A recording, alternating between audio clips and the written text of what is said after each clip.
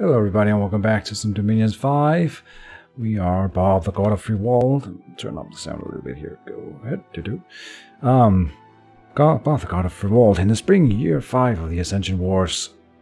This is turn 61, and we're gonna jump right into it. Research in Enchantment 6 is complete, and we're now on to construction. Then, Horde specs here. We found a magic site that set our pillars, which I think is just a, well, we're gonna check, I guess. Go to targeted province, set our pillar. It's one of the good ones. Enchantment bonus 13. Alright, this is the big one that I found finally. So this is amazing. 2 nature gems, 1 air gem, and an enchantment bonus 30%. So all rituals of the school from enchantment will cost 30 less gems to cast from this province, and it's right next to our capital. Imagine that. Do you know what spells are in enchantment?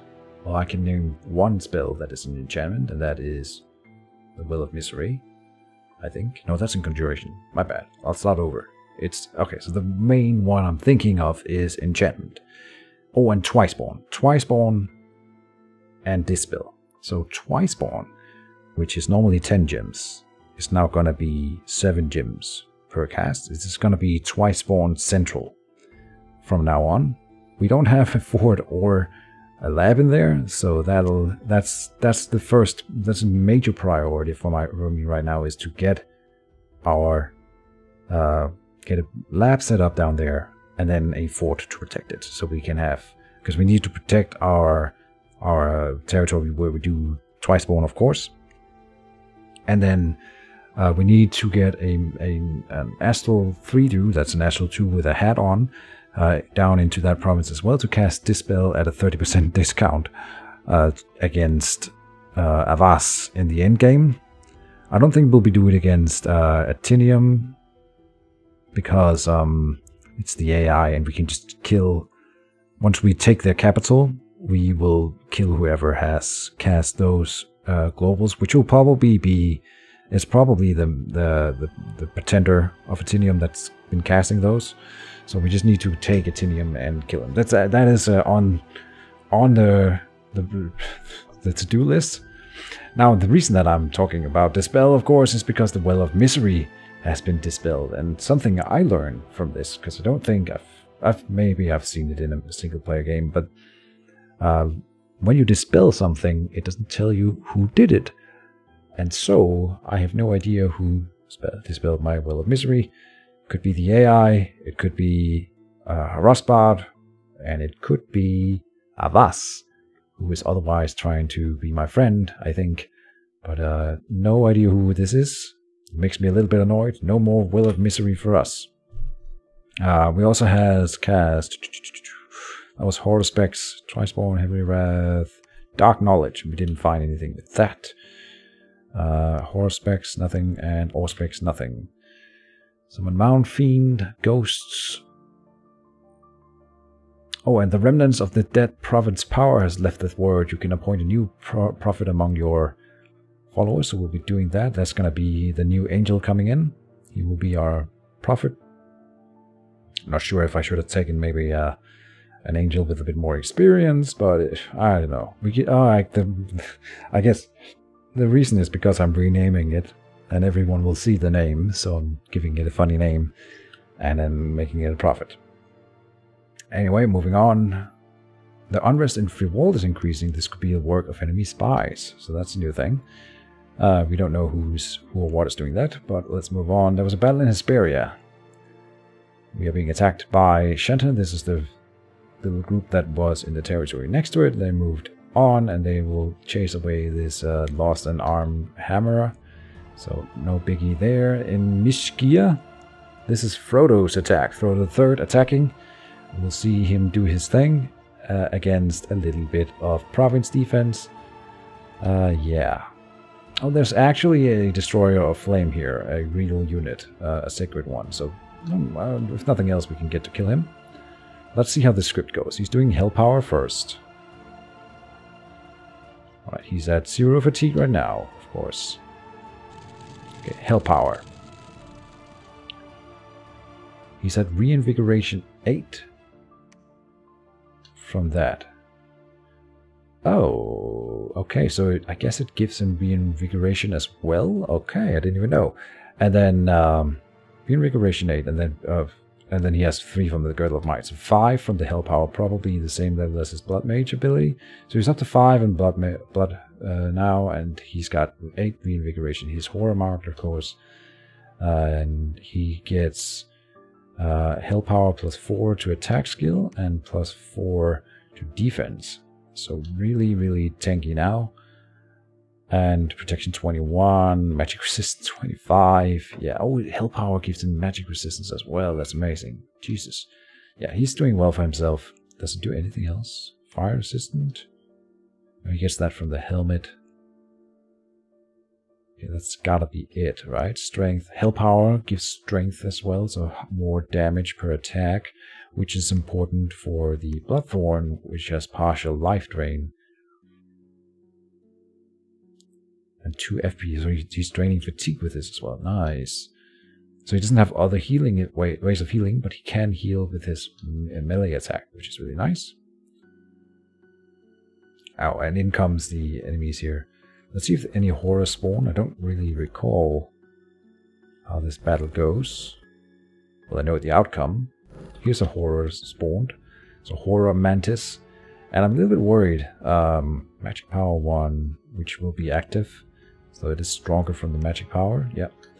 And it's got more hit points probably. Void sanity. It's got fear, poor amphibian, poison resistant. But it's got a lot of attacks. And attack 17 is not going to hit a lot. But this thing could, in fact, hurt. Poor little Frodo here. It's unlikely to, but it can. More so than anything else in the fight. So casting Hell Power has put us in a bit of a precarious spot. Now it's attacking enemies though, so that's kind of what I wanted. If he gets surrounded here by skelly spam or whatever, the horrors will in fact help clear the whole thing from him. And he got hurt there. So he's gonna attack, I think. Oh, he's fatigued out still. He's recovering fast, but he is fatigued out. So easy. So, yeah. As you can tell, casting Hell Power puts him in a weird spot. I'm glad I gave him the Girdle of Might, otherwise he might have died in this fight. Like, now he's doing Leeching Touch. That's a spell. Is he set to cast spells? No. I hope not. Now he's attacking.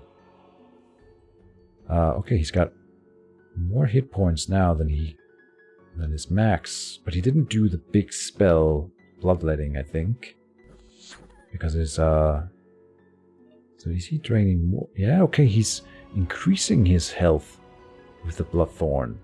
Really? I didn't know you could do that. Yeah. Oh boy, that's amazing.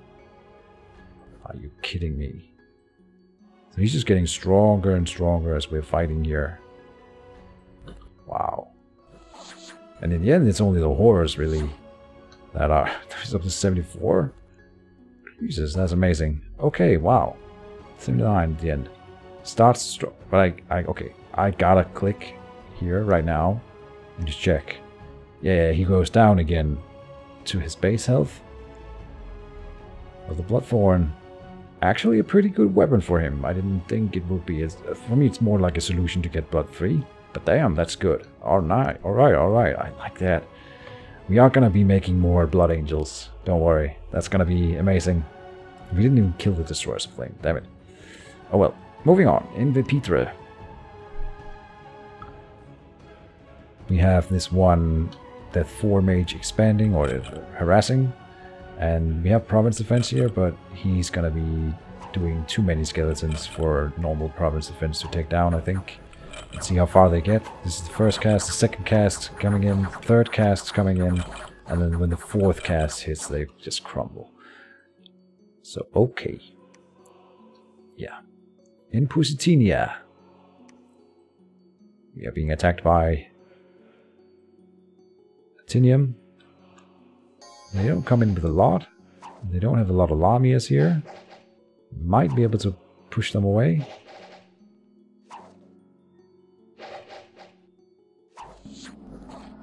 Yeah, we killed the Lamia, nice. But these Tinians here, they're gonna close into melee. They have a lot of health and they have armor and shields. They're taking damage, so they might take some affliction here. Ooh. This guy's bleeding now. Well, they were more than us, and then they get through. So in Vipitra, no, in Positinia, like we killed something, and that's the important part. We didn't just fold over and die. In Towen, we are attacking the little raiding force. I moved this mage a little bit up so that he can cast quickness on more than one hill giant, hopefully. That's the intention. He's still doing the where one gets forward, but now he should be able to target a second hill giant that will then pull up the rear. Maybe the first cast should be something else, so that we don't have the one that gets up front and does other things. So you can quicken self first, for example, or do liquid body, and then cast the quickness for other. Alright, I might do that. In Towen, and we didn't lose anything. In Ostmark, Avas is going to clear away the barbarians that went on to one of his newly claimed forts. Not a lot of spell support, just he's going to move in his own dudes here. Inner Furnace. And then Falling Fires. But barbarians are strong. They will probably be able to kill a few here. It's over pretty fast. Whoops, don't click that button. And Ostmark, yeah, he does lose 3 units at least, so that's nice. In Umbra, we are attacking with this one guy just to check whether or not he moved away. No, he's staying with this one, just sieging and being annoying. In Oliffa, we are attacking with Bob, I think, here, and he's gonna clear that province defense without, hopefully, without spending any gems, right? Please, Bob. Yeah, Timber Flesh. Yeah, raise that. Oh, that's a lot of skellies in one cast. That's fewer skellies. Okay. Interesting. Ah, he's spending gems. You silly buffoon. Twice even. God damn it. In Oliffa. In the hole. We are clearing out the hole here. It's not going to be able to fight. Does the... Yeah, the Sots doesn't even do anything here. In Kepria, we are attacking with a little bit. Just one... Oh. Right, I think Harasbad... No. I'm wrong. Never mind, they moved up here with more Demon Knights. Look at how many Demon Knights they have here. And a good amount of Devils as well. So that's a little bit concerning. They kill this Buried Initiate without any fight, really. Yeah. I think he may have given one affliction to one of them, so it's not worth it, but yeah. Oopsie. Messages in... What was that? In Kepria. Excuse me. What was it that I wanted to see here? Right, Demon Knights. 20 Demon Knights. And I think you summon 1 per turn when you summon them, so that is not nothing. That's 20 mage turns of Demon Knights. In the Mortar Caves, we went in with 1 Buried Initiate and wanted to try to clear this out. They haven't bought any province defense, so it's just these little Tinians. Healing Light. But our own guy is going to cast some spells. He's an advanced and cast spells, I think. Oh, he gets netted. Oh, but he's out of the net. Even with 23 protection, he's taking some hits here. That's unfortunate. I thought he would be better. 16 attack damage on those things, so unfortunate. I guess they had piercing, so that halves the armor. Yeah. Does he kill anything? No, not even. Unfortunate. We should have sent in some more units, but whatever. In the caverns, we are being raided by a Tanim. Some fire snakes. And they are doing fire damage, so that's not very good against our guys here, our cavemen. They have fire resistance 5. They'll do fine here, and then they're gonna hopefully catch this mage. Come on, catch him. Yes, they get him. So a failed raid from Atinium here. Very nice. We took the Bulwark here without any contest. That's the AI not putting any province defense either. In Carrion Mire, we are attacking Shenton with a little raiding force. What's going on here? We have the commander himself is they're all on guard commander, and then we have the captain in there, so they're gonna fight their little commander on their own with everything we've got, and they kill one. Yeah, and then the units rout. The captain is still here. He has been hurt and he's broken. So once again, this little fashion commander turns out to be not a pushover. 15 protection and 19 damage value is a pretty good, I mean, this is pretty good just base province defense commander. Time and time again, he has shown that those guys are capable of pushing off at least my smaller raider forces. We take the Windzone Forest without any contest. In the below, there's a fight between us and Frostbot. So he got in a bit of province defense, but we've sent in more dudes than him, so we have numbers here, and then they have one province defense captain here. We should win this one. Indeed. So very nice. The below, no, that's the the below, yep. We only those two guys, that's nice. In the Endless Caverns, we see a fight between Atinium and Navas. Oh, Shenton, sorry, they are being raided here. They only have one guy, so nothing. And then we are attacking into the Endless Caverns as well.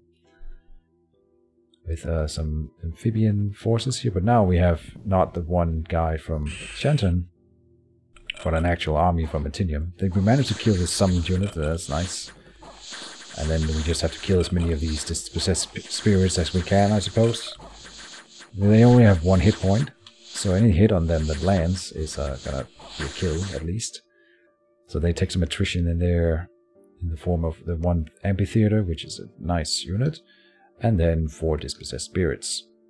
In Harasbat, we are attacking with our Wraith Lord against the province defense and the patrollers. Once again, a bunch of wolves. And there's not really anything interesting here, is there? Well, there's this guy here, who I think with the fire sword could kill him, but he's gonna stay behind troops, I think. So he's not gonna get in there. Let's see, just see the result. We won, and we killed 20 wolves, 1 light Maria crusher, and then the rest of the wolves will scatter and run away, and they lose this guy at least 20 gold, 20 PD, so that's pretty good. Just a lot of stuff lost for Harasbat. Then in Mu, we are being raided by 1 white with a water elemental, and we don't have anything to stop him, so they will die. Yep. In Sothalar, we are moving up our underwater raiding force now, and they do have a priest here that can maybe kill Came Back Wiser, but doubtful. In Sothalar, we don't lose anything. In Ashenton, we are being attacked by Atinium, who has this long line of Lamia. This is only an all Lamia army, and we don't have to watch. We're not going to kill anything here. In Ashenton, in Trottern, we are being raided by Rosbot, and they will kill this province defense. Oh, we actually kill 4 of them this time. Nice. The heavy infantries land some hit, and the barbarian we had in there. That's nice. In Nern, we have... This is us being raided by... I can't believe I was called Sauron. You don't have to watch it. He kills everything. In Ongbaloth,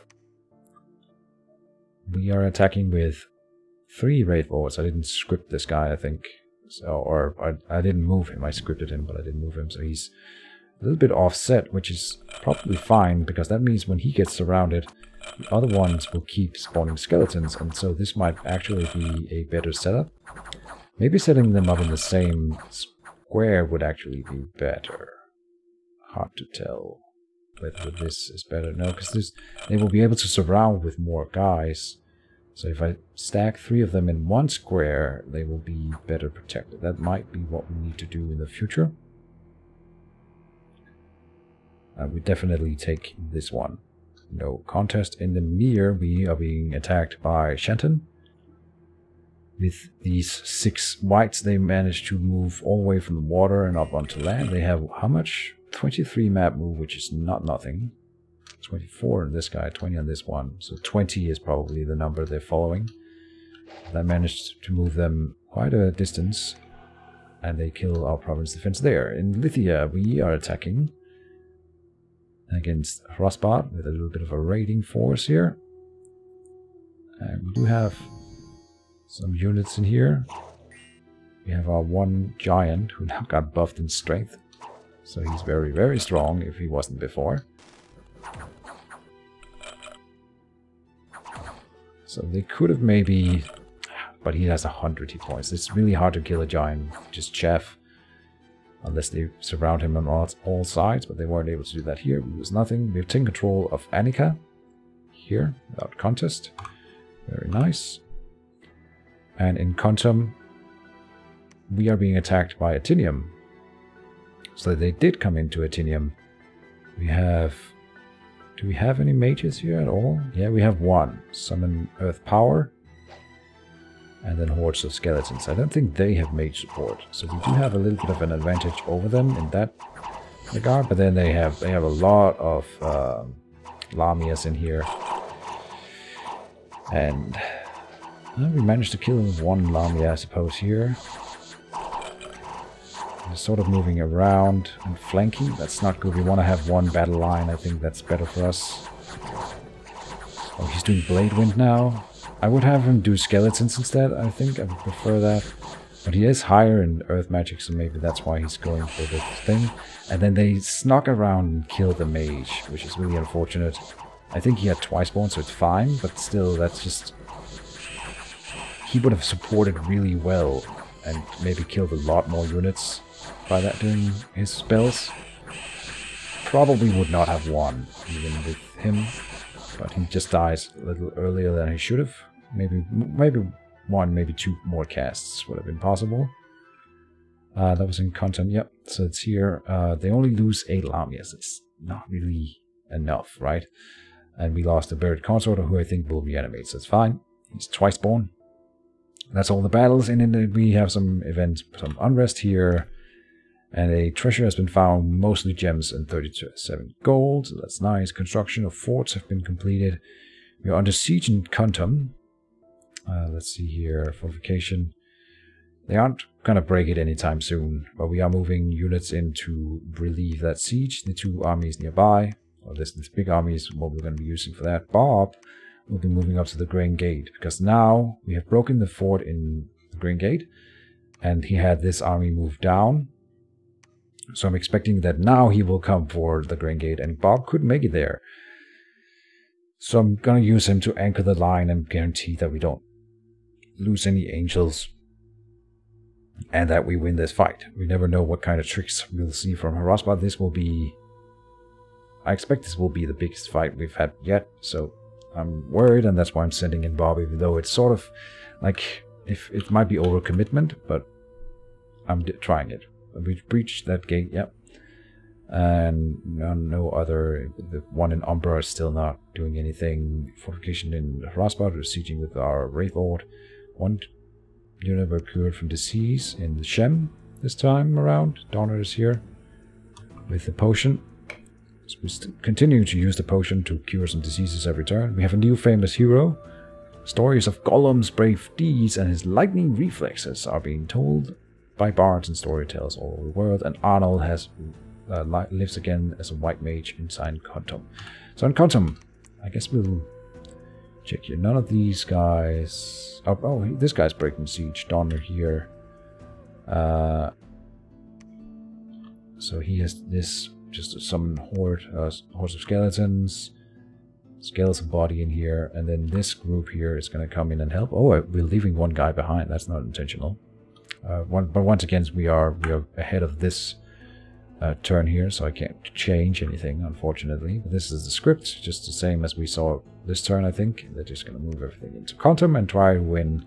I think we will win against them here, because they don't have mage support, and that's really going to be the tipping point with... that it's gonna be 5 buried consorts spawning skeletons. Oh, one of them is a buried father, who's also twice born. Very cool. And we have your Wizard Harry. No, your Wizard Bob, the buried initiate. So I renamed this guy because he's now level 3, and it's gonna be awesome. He's doing good work for us with all those magic items. Towin, we're gonna move to and keep harassing and reclaiming territories from Metinium here. We're going to move a little bit out into the red mines to collect this troglodyte, and also just move a new raiding force out from Windsong Forest. We're going to move into the Mere because I'm expecting these guys to move. So we will reclaim that territory, hopefully. Up by Laria and Shenton, we are going to now move out. No, we're just poking with one unit here to check his province defense. Patrolling with a lot of them. We have Come At Me, Bro, the Angel of Fury, who is going to be prophetized, so that name will be broadcast to every other player. That's going to be kind of cool. We lost the weapon here in Carrie and Maya. We're now going to relieve Umbra with Frodo. So he can really only do this strategy once every other round, so to speak. Or the problem with it is that he loses all of his blood slaves doing what he did. So we could leave him here and blood hunt. That would be one way to get new blood slaves while guarding this territory. But I'm going to move up and just relieve the Umbra from Shenton sieging. And then we're moving up Amalaric here with 10 blood slaves to give to him so that he can do his blood attack again next turn. Good. Yeah, we're keeping all the angels in the Grand Gate to storm castle, and Bob is coming in here, and we have more units moving in here. So we are kind of guaranteed to win the battle in the Grand Gate. That's what I'm going for, at least. I don't want to lose this fight. I am overcommitting, I feel. We don't know how much is inside, but yeah. We're not really counter-raiding. But he's not getting any income from these provinces right now, because we took Miskia, and we have sieged this fort, so these 4 provinces is not generating any gold for Harasbad, at least. We are moving out. Oh, did they leave? Interesting. There was a group here last turn. I thought they wouldn't be able to move 2 turns, 2 spaces. I don't know where they've gone. Yeah, I don't know where the army that went in here has gone. It might have gone up here. Doubtful that this is the one, but they might have been able to move 2 spaces. Yeah, because there's a road here, so they probably just moved 1, 2 up here. Well, we're going to be claiming the deep sea then with our underwater army, and Vaskin Scheme will follow them. Then in here we are now casting. Are we doing casting? Let's cover the rest here first, just in case there's anything. We're also raiding in Nern here with these 2 guys, just to get that back. I think we've covered all of it then. Oh right, Samwise, our assassin, is gonna sneak into the World's Teeth Mountains. Interesting, isn't it? He's on retreat. So he's not attacking, he's sneaking in here, and he's gonna be assassinating commanders in the World's Teeth Mountains. You can assassinate India commanders as well. I've gone back and checked what kind of position we have in here in terms of commanders. There are 3 human commanders and 1 monolith. So he needs to assassinate 4 times, and 1 of them will be against a monolith, which I am hoping he could beat that in a 1v1 rather than us having to fight the whole squad in here.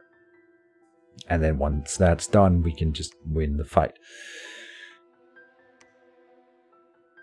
I've made a mistake. I move in with this, and the monolith has slashing and pierce resistance, so these two weapons will not be good against the monolith.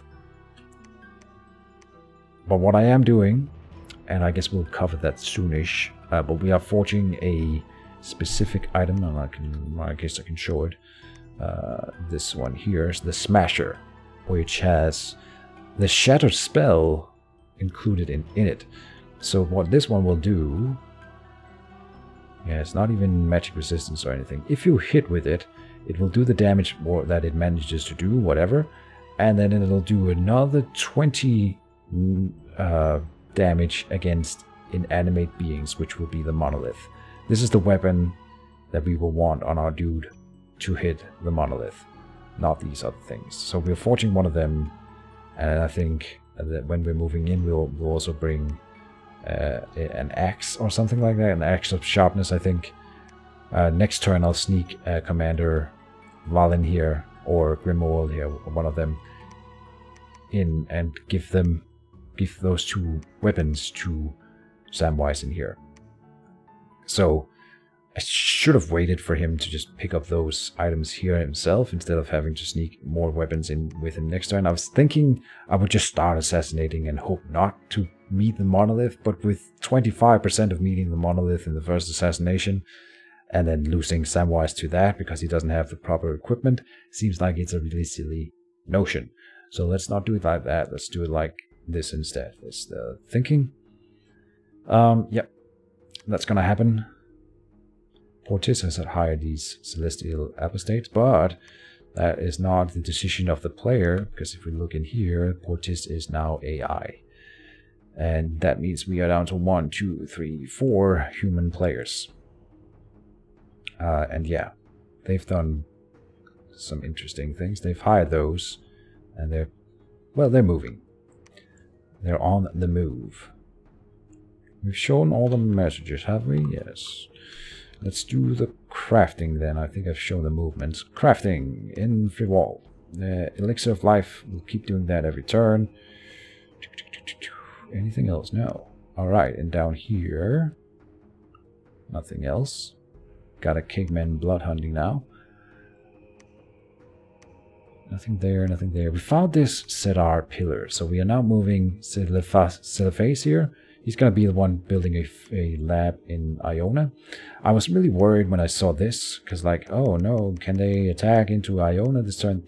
And they cannot, because if we click here, the Lamias, they have swimming, so they can cross rivers, and that's unfortunate of course, but the one leading the troops is not this guy, because he only has leadership 10. He can cross the river too, but the one leading the army is this Sleeper, who has leadership 120, but he doesn't have swimming, so he can't cross the river, and thus the army cannot cross the river. If they want to go to Iona, they would have to go into Mark first, and they can't. They can, but that's fine.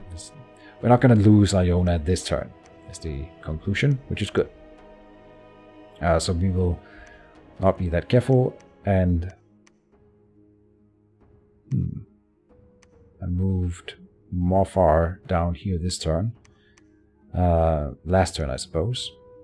Or this turn, yeah. So he will be the one constructing the fort in here, hopefully soon. So we'll do a fort and a lab down here. And unfortunately, we already started those palisades in here. Otherwise, I would have started this fort this turn instead. But we didn't have the money because our Well of Misery has gone away. And we're losing territories. Our income is now lowered. Let's check statistics again. Provinces have actually gone up this turn. Forts stagnated. Income went way down because of the Well of Misery going away. Gem income is going down because of the Well of Misery going away. Research slowly increasing still. Dominion actually fell one space, and then army size increased. That's good. Let's keep on with the forging here. Let's see, in here, no. Horror specs at the Soaked Earth. That's up here. Forging wine shield, horsebacks. In here, we're doing all kinds of things. Summon ogres. We have reanimate ghouls on our new Mount Fiend. And that's a mistake. I correct that. But reanimate ghouls, soulless, and long dead warriors. I'm like, okay, ghouls are the better ones, but this one does not use the dead that are in the corpses that are in the province. And on the other hand, it costs population to do the ghouls. So, not a good one to do here. We should have done soulless, and we were switching to that one next turn because there are corpses in here to use. Whatever, I have already submitted this turn, so, and it has rolled over, so no biggie. Amulet of the Dead in here to give to him to boost his reanimation. That's what that amulet does. We have a dragon helmet coming in here, doing Voice of Apsu on the Soaked Earth here, because that's a conjuration spell. It doesn't cost enough to benefit from the discount, but whatever. And then we're doing another angel.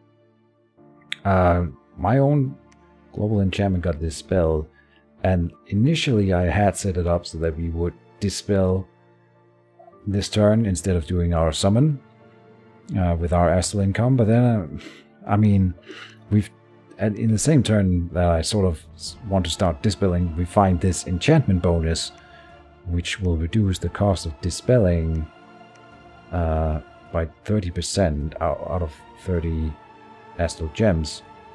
And when you do the spell, okay, I can't see it here, but you can boost it further with extra gems to give a higher chance of completing the dispel. And I need to probably read a forum post or something about dispel, because I don't know how many gems I should be committing. But the takeaway from that is that this is an enchantment school, so why would I cast it when the same turn that I find a discount? We need to set up this down here so that we can start dispelling in here at a discount. I know I've had this forever, the enchantment bonus 20 up here, but this was never a good position. It was next to the fort that I had already started. We would need to move up and build a fort and then build a lab in here and everything. So the enchantment bonus 20 wasn't enough to make me want to do that. I probably should have, looking back. But now we find one at 30% right next to our capital. Like, this couldn't be any better. Just like he had his crypt underneath right next to his capital up here, we had a discount site all along right next to our capital. Moving on. In here we have, I already did all of them. And here we have Forged Dancing Trident. We are casting Contact Hill Giant. I'll need to move him to Laria. I'm gonna start doing that next turn, I think. Forging. Cast Bind Bone Fiends in here. The Smasher is being forged here. Fire Lad is gonna summon a Flame Spirit because we were getting high in fire gems, so he conveniently was in a laboratory, so we're going to use him to cast another Flame Spirit. He's the only one we have because the other one in Mark died, so now we have a backup Flame Spirit again after this turn. Then, let's see, nothing there. Up here we're forging an Axe of Sharpness that will also go into the World's Teeth Mountains. And honestly, I should probably just have done 2 Smashers. Well, I guess I didn't think that I would be... I wasn't worried enough about the monolith, and I don't know why I wasn't, because we've debated that one earlier, and I should really just bring the best I can against it. Our raiding group here will move into Hesperia, because he's going to probably set up some province defense in here, and then we'll kick that out and start shooting him again, so he can't make mages. High Mill has been raised, and I think Shenton in the chat declared that he's indeed throwing a last ditch effort against me with everything he's got, and then he's gonna go AI. So he deleted his fort in here, And then he's gonna come down. He moved the army, all the 28 mages from in Green Marshes into Shenton. And I'm expecting him to attack into Laria this turn then. So we have a lot of people on patrol. Instead of attacking in Shenton ourselves, we're gonna give him one more turn to do his death thing. The thing is that when he does things like that, it makes it predictable for me, and I can sort of abuse it to my advantage. Instead of if he had just... I mean, I liked that people talk about the game and just have some communication, but if he had just been quiet, I would probably have done something less optimal to counter him. I'm expecting him to come in here. Then again, that might end up biting me in the butt. But it does give me some...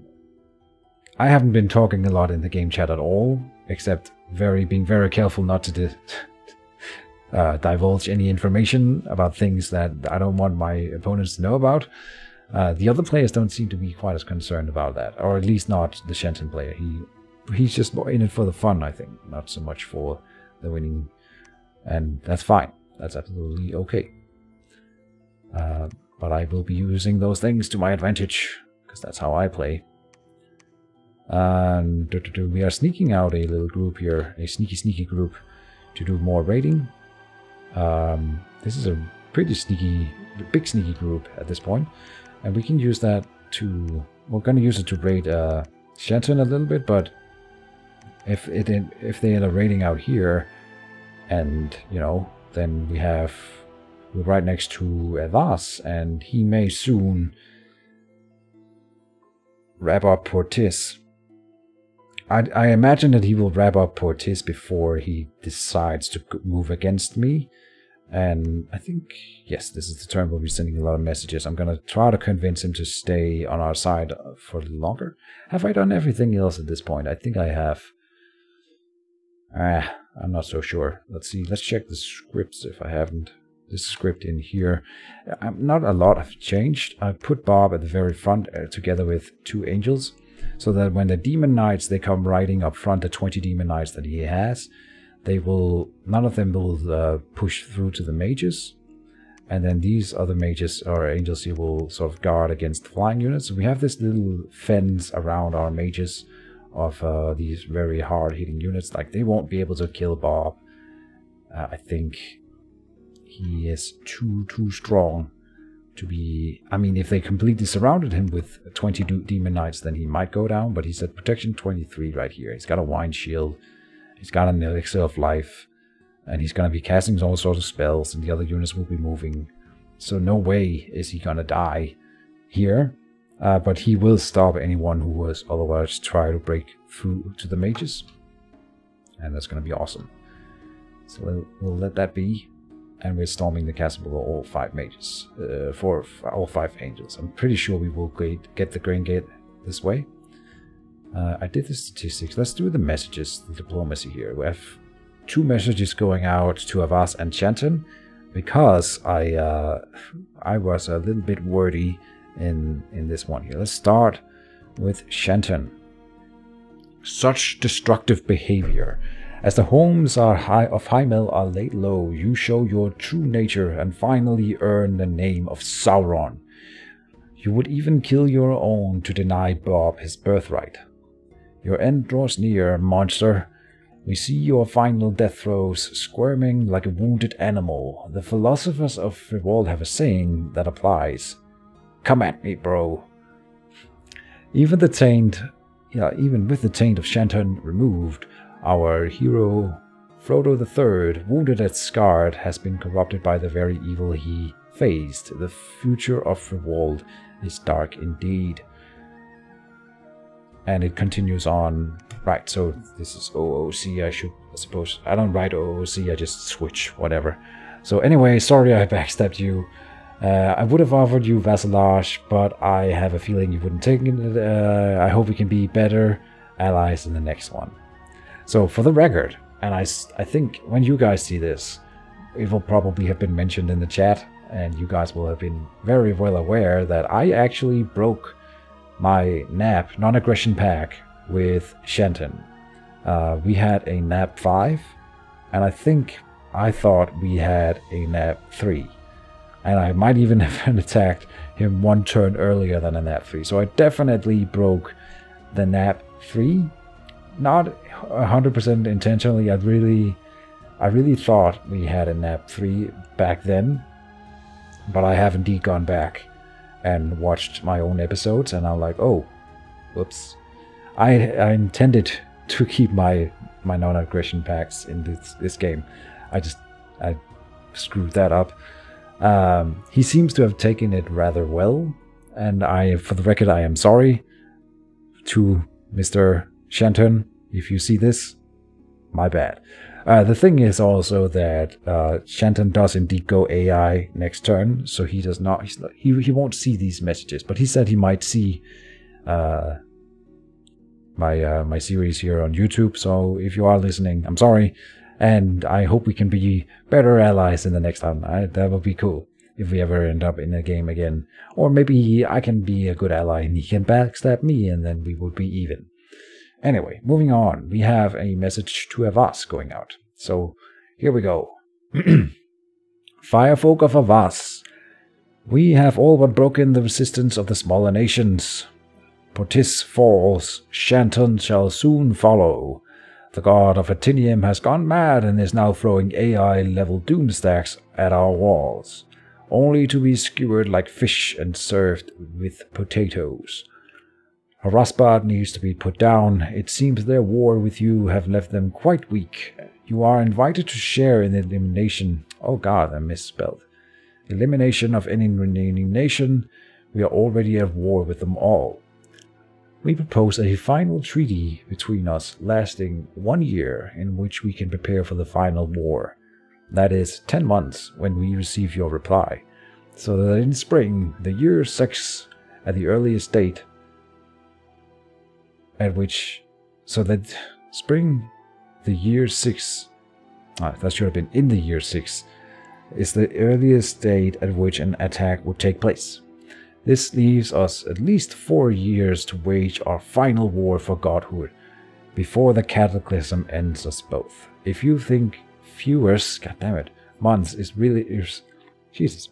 If you think fewer months is more reasonable, you may suggest a shorter term and consider it in effect.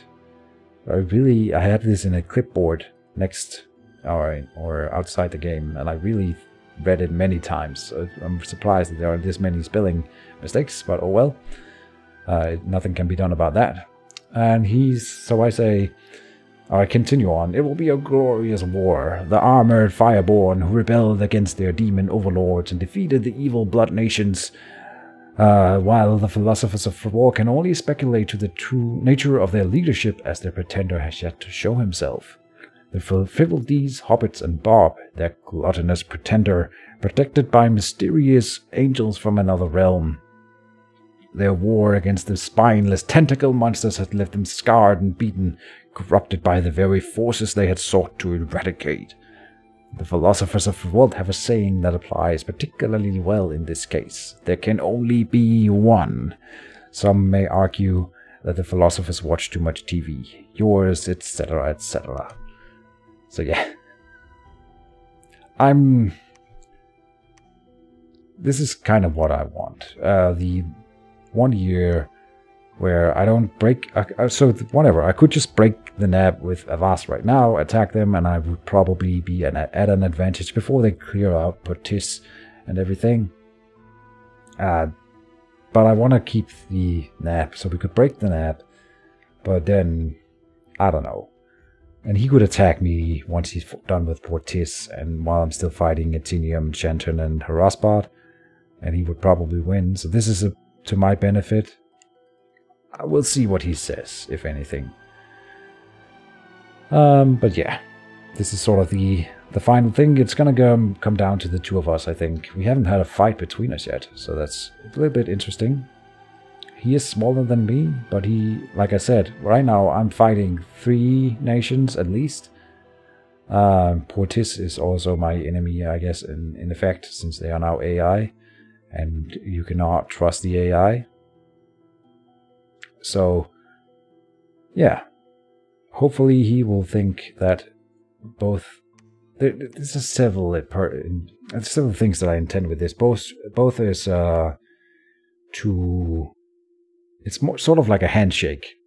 I want us to be good friends, but have war at the same time. I'm trying not to make the player tilted at having to fight a war against me right now in this game, and sort of testing the waters as to how he wants to wage that war. I hope that he doesn't hate that I'm too wordy about this, but I'm trying also to create a little bit of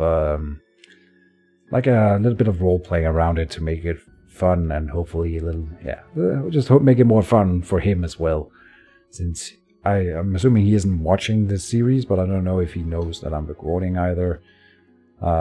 One thing that I probably would do different in another series would be to actually announce to the players that I'm recording up front, because I didn't do that here, and it feels a little bit weird because I don't know what they think of being recorded, especially without being told so.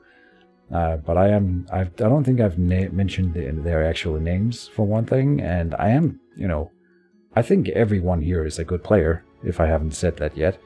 Although I may discuss some strategies that I don't like. Some of them have shown me some really awesome things, and I have learned a whole lot from playing against them.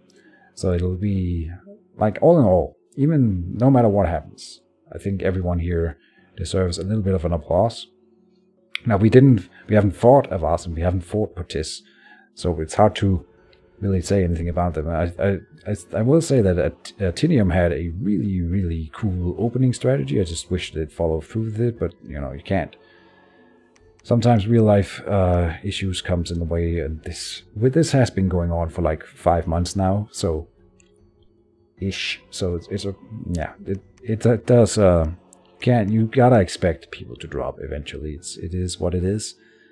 Shenton stuck it out for the most part until the end. I wish he would keep fighting here instead of me having to fight the AI, because there's one thing that annoys me about this game is that I have to fight the AI now, whereas the whole purpose of starting with the multiplayer was to never have to fight the AI again. But oh well. We still have players, and as long as there's one player left, I will keep going. So that's good. I'm not even sure that I would win against Avas. I sound very confident. I think his strength lies in massing these heavily armored infantries, which is not the best endgame strategy. But I have never been in an endgame multiplayer game before, and he probably has, so he will have that benefit over me. But other than that, I haven't seen him use anything that looks like my angels. That's one thing. I have these angels that are super duper awesome, and so far we haven't met anything that can reliably kill them, except that one Etten that did kill one or two. I would kill two, right? So stuff like that. We haven't seen anything like that from either Harasbat or Avas, and they are the only players left here. He might have some tricks up his sleeve, but other than that, I just need to stop these Deathball armies of Doom and see if we find out some cures or some counters for that. I think one of them will be the spell here. I'm not sure if I am casting it yet, but I think I am. Yeah, Curse of Stones, which is really an massive armored infantry spell. So that's basically what it's for. It's not going to affect everyone. You might even want to cast it twice against a really big army of us to make sure everyone is affected. But the point is that if they wear armor, it'll be really exhausting for them, and then they will get fatigued and stop fighting at some point in the fight, at which point you will just kill them while they're just unconscious, all of them, or at least they will be attacking a lot less. Attack spell will not be affecting, but fighting will be extra exhausting and can prove disastrous. So really, really difficult for them to fight. So this is sort of a way to fatigue the army out. We're doing it against Frostbot already here, because he has those demon knights and his units are generally pretty well armored. And here the Destroyers of Flame have encumbrance Melee encumbrance 3. I don't know how that exactly that changes, but this guy has only 1. Okay. They do have all this. Yeah, it says 5. They have 5 here, but for some reason that doesn't factor in here. Ah. Anyway, it should work against these guys as well. Not sure how effective it'll be in this fight, but if it does something, it's good. And it only affects enemies, unlike many other fatigue spells. So that's nice.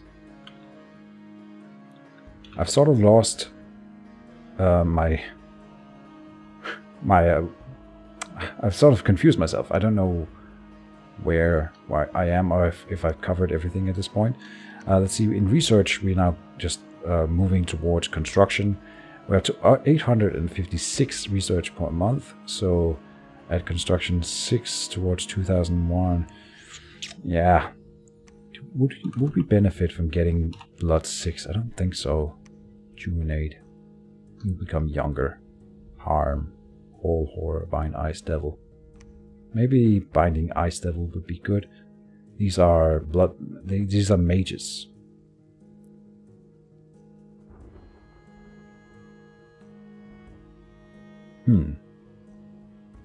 Might be worth summoning one of those, but I really want, once we're done with construction, to get down here and get this Curse of Blood. I think that would be worth more. If we could knock out this blood magic in just one turn. And there's so many other spells, like Alteration 7 would be massive, Evocation 6 would be massive, Enchantment 7 would be massive, but can't give everything to 7 and 8, and I really want that construction thing for those affliction healing items. Well, that one item that does it. Anyway, I think I've covered everything, so thank you guys for watching, and wish me luck in the fights to come, and let's hope that we can get a fun end war. I can't zoom out because my mouse is annoying me. Oh well, I wished for a new mouse at Christmas, but I didn't get it, so I'm gonna have to go out and buy one on my own. Oh no, pity me. See you in the next one, guys. Thank you for watching, and bye-bye.